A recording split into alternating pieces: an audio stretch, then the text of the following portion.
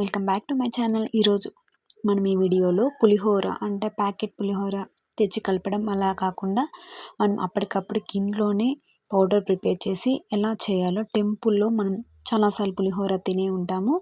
అలా చేయడం మనం ఇంట్లో ఎలానే ట్రై చేసేద్దాం. ఈ వీడియోలో మీరు చూసినట్లయితే ఉద్దిబ్యాళ్ళు, శనగబ్యాళ్ళు, జీలకర్ర, మిరియాలు, అలాగే ఆవాలు, కొద్దిగా మెంతులు. ఈ వీడియోలో చూసినట్లుగా మెంతులను కొద్దిగానే వేసుకోవాలి. మనం పులిహోర పౌడర్ ప్రిపేర్ చేయడానికి కావాల్సినవన్నీ ఇవి. ఇప్పుడు వీటిని మనం ఒక కడాయిలో బాగా లో ఫ్లేమ్లోనే ఫ్రై చేయాలి. ఈ ఫ్రై అయ్యే లోపల మనం పులిహోరకు కావాల్సిన చింతపండు నానబెట్టుకోవాలి. ఇప్పుడు బ్యాళ్ళు కొద్దిగా ఫ్రై అయిన తర్వాత మెంతులు, ఆవాలు వేయాలి. ఇవి చివరిగా వేయాలి, ఎందుకంటే మొదట్లోనే వేస్తే ఆవాలు మాడిపోతాయి కాబట్టి. ఇప్పుడు మీరు ఈ వీడియో చూసినట్లు ఈ పప్పులు మొత్తం బాగా కొద్దిగా గోల్డెన్ కలర్ వచ్చేంత వరకు ఫ్రై చేసి వీటిని మనము కొద్దిగా చల్లార్చుకొనిచ్చి తర్వాత మిక్సీ జార్లోకి వేసి కొద్దిగా నున్నగా అయ్యే విధంగా పౌడర్ చేసి పక్కలో పెట్టుకోవాలి. ఇప్పుడు పులిహోర పోపు వేయడానికి పల్లీలు, ముద్దిపప్పు, శనగపప్పు, 20 ఎండుమిరపకాయలు, కరివేపాకు, కొద్దిగా కొత్తిమీర వేసి పక్కలో పెట్టుకోవాలి. ఇప్పుడు మనం నానబెట్టిన చింతకాయని అందులో చింతపండు బాగా పిసికి చింతపండు ప్యూరీని మనం ఈ విధంగా చేసి పక్కలో పెట్టుకోవాలి. ఇప్పుడు పులిహోర పోపు వేయడానికి ఒక కడాయిలోకి 4 టీ స్పూన్ల తర్వాత ఆయిల్ వేసిన తర్వాత ఆవాలు వేయాలి. ఆవాలు వేసిన తర్వాత పల్లీలు, శనగపప్పు, ఉద్దిపప్పు వేసి పల్లీలు వేగేంత వరకు బాగా ఆయిల్లో ఫ్రై చేయాలి. ఇప్పుడు మనం కట్ చేసి పెట్టుకున్నటువంటి ఎండుమిరపకాయలు, కరివేపాకు వేసి బాగా ఫ్రై చేయాలి. ఈ పులిహోర చేసేటప్పుడు స్మెల్ మాత్రం సూపర్ ఉంటుందండి. ఇప్పుడు మనము వేడివేడిగా ఉన్నటువంటి అన్నాన్ని ఆరబెట్టుకోవాలి. ఫస్ట్ వేడిగానే పులిహోరని కలపకూడదు. మనం ఈ వీడియోలో చూపినట్ల విధంగా వేడి అన్నాన్ని ఒక వెడల్పుగా పెద్దగా ఉన్నటువంటి దాంట్లోకి వేసి ఆరనివ్వాలి.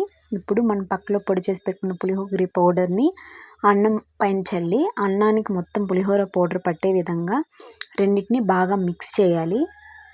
అన్నం బాగా మిక్స్ అయిన తర్వాత ఇప్పుడు మనం పోపు పెట్టి పక్కలో పెట్టుకున్న పల్లీలు వాటిని ఈ అన్నం పైకి వేసి అన్నానికి, పోపుకి, పౌడర్కి బాగా మిక్స్ 3 అయ్యే విధంగా బాగా కలపాలి.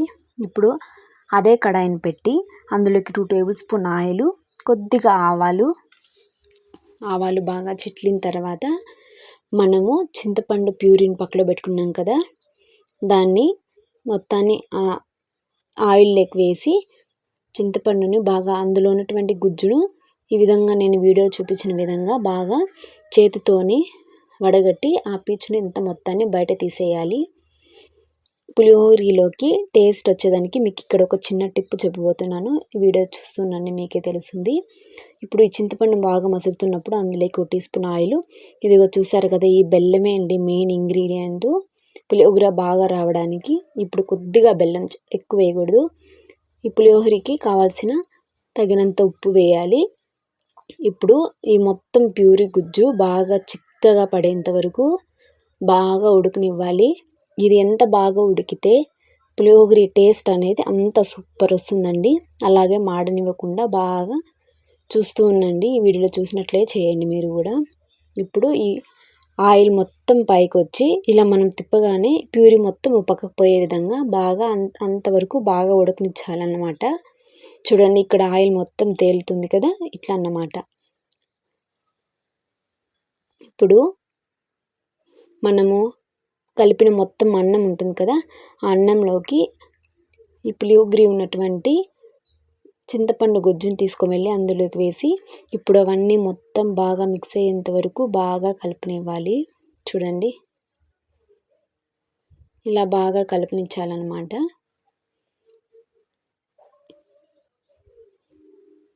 ఇంత బాగా కలిపితే ఆ చింతపండు గుజ్జు అనేది ఎంత బాగా మిక్స్ అయ్యి అందులో బాగా అయితే టేస్ట్ అంత బాగుంటుంది. ఇప్పుడు ఫైనల్గా కొద్దిగా కొత్తిమీర చల్లుకోవాలి.